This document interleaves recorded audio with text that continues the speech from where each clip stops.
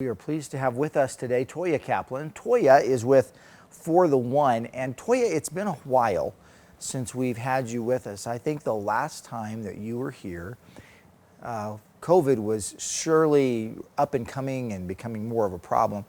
And so it's good to have you back as it's now becoming less of a problem. Right. Yes. Good to be back. Thank you.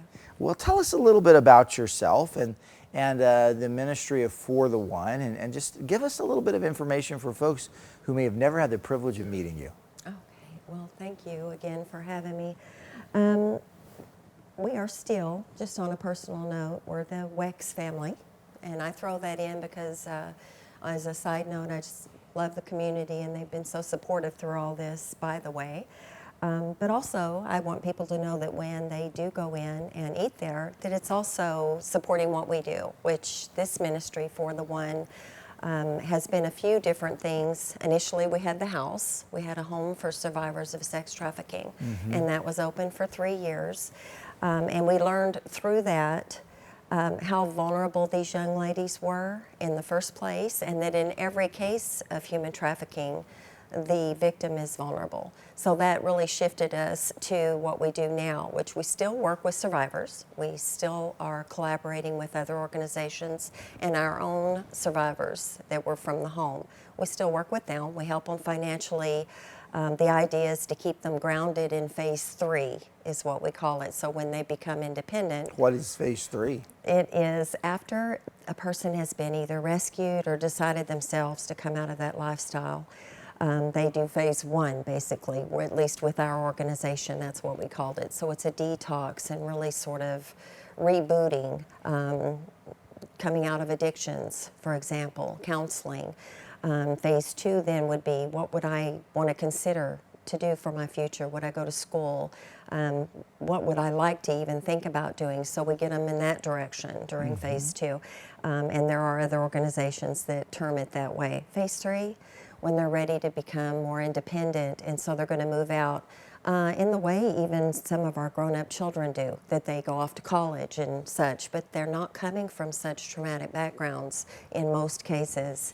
We've got kids that have been raised in a Christian home, and they don't have the traumatic backgrounds these women that we deal with do.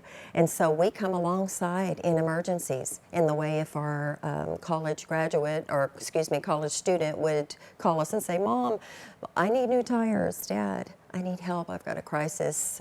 Bill came up I didn't expect." We show up and pay for those. And then we collaborate with other organizations financially so they have money specifically for those phase 3 survivors. Okay. And we just felt when we made the shift, there was not money really dedicated to that.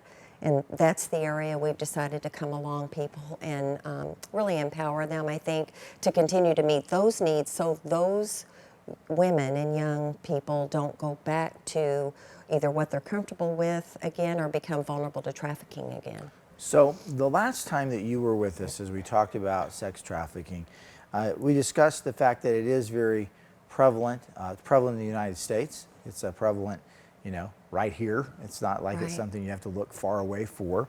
And there's a lot of, I think, frustration surrounding the lack of being able to prevent it. So what is the hindrance to stopping sex trafficking in the United States? I mean, we may not be able to stop it all around the world, but why can we not stop it here? Right. So because of the targeted way that these recruiters and traffickers come at our young people, our young children, but also young adults, the way it's so targeted and it's carved away generally from a public eye. So people don't see it until it's already happening. People don't recognize what is occurring because it's in the secretive, targeted way that they come at them. So you don't see it again until all of a sudden you find out that person, that young adult, that child is being trafficked. That's the hindrance. So why don't you give us a definition of them being trafficked? I mean, when we talk about that, I mean, we hear that as a term, but what does it specifically mean? So they're being moved place to place. You think of traffic things moving around. Is that the case, or are they? Honestly, it's selling them as a person. So we've heard of prostitution rings for years and years and years. Is this different than that or similar? It is similar. But the process, the targeted way that traffickers, recruiters, and groomers go with these young people is that it's generally subtle, and they come in and they win them over. Once they get their commitment, their personal commitment, once they win their heart, that's actually the most powerful way they can come at our children, is that they convince them that they're going to meet that missing need inside of them, that they're going to be the person that believes in them, loves them, and cares for them. So it starts relationally in most cases, and yes, there are guerrilla traffickers or pimps that use force. That is one of the elements, force, fraud, or coercion. They either talk them into it, they force them into it, they coerce them, they convince them to do something for them. But if they can get their commitment on a personal level, if they can get your buy-in that you really care for them, then they've got that person. So the trafficking is that they've sold you on the fact that you are important to them, they do care for you, then they sell you. They get you to begin to do this, and people would say prostitution, but to sell yourself, to compromise everything you knew growing up. Even from a background in a non-Christian home, most people innately know that's counterintuitive to the person they want to be. Right. So it's, they sell them, they make them compromise themselves. So there's a lot of groups that are talking about this. I mean, we see it on billboards, you see it in a lot of different places. So why isn't awareness enough to stop this then? I want to use the example of the woman at the river. So she's washing her clothes, and she starts seeing these babies floating by. And she jumps in and begins to rescue this desperately, one baby at a time. And she even calls out to people around her and says, "There's a drowning baby." And they jump in and they try to help her. So you may help however many babies are in front of you. What's been the frustration about just the awareness of that issue, if we're thinking of that in terms of trafficking, is that we're not going up to see who's throwing the babies in. We're not going up to the mouth of the river to stop people from throwing those babies in.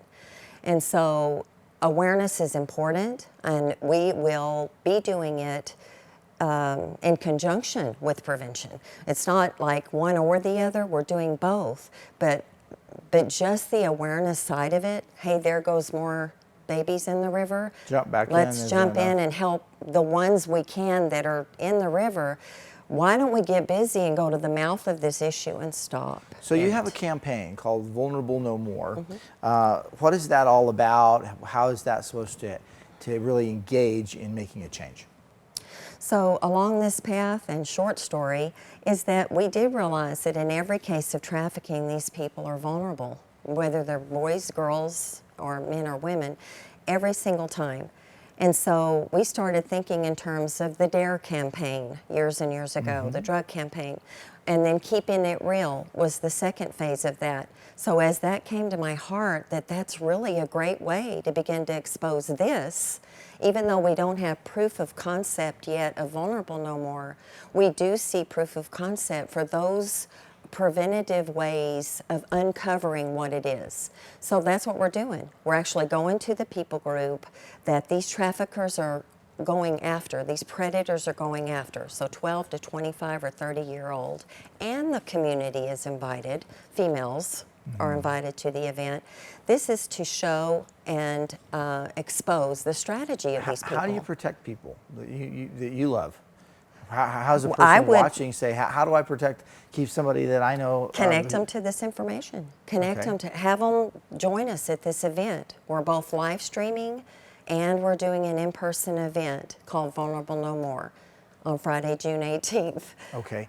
Tell us about the event. Where is it going to be? How's it going to work? It's at Legacy Church on the west side, and it is from 6 to 8 o'clock. We do have registration starting now. We just opened it up on Saturday, and we'll register up to 400 in person, but it's live stream, so anybody can watch it. So if you have somebody in your life that you want to get this information to, they can either go in person if they're comfortable with that, or they can do a watch party. They can live stream it in their own home if they're comfortable with that. All right, so information is on the screen, has been, as we've been talking today, as I've been talking to Toya Kaplan. about this very important topic of stopping sex trafficking. For the One is the organization, and I would encourage you to get that information. Toya, thank you for being with us. Thank you so much for having me.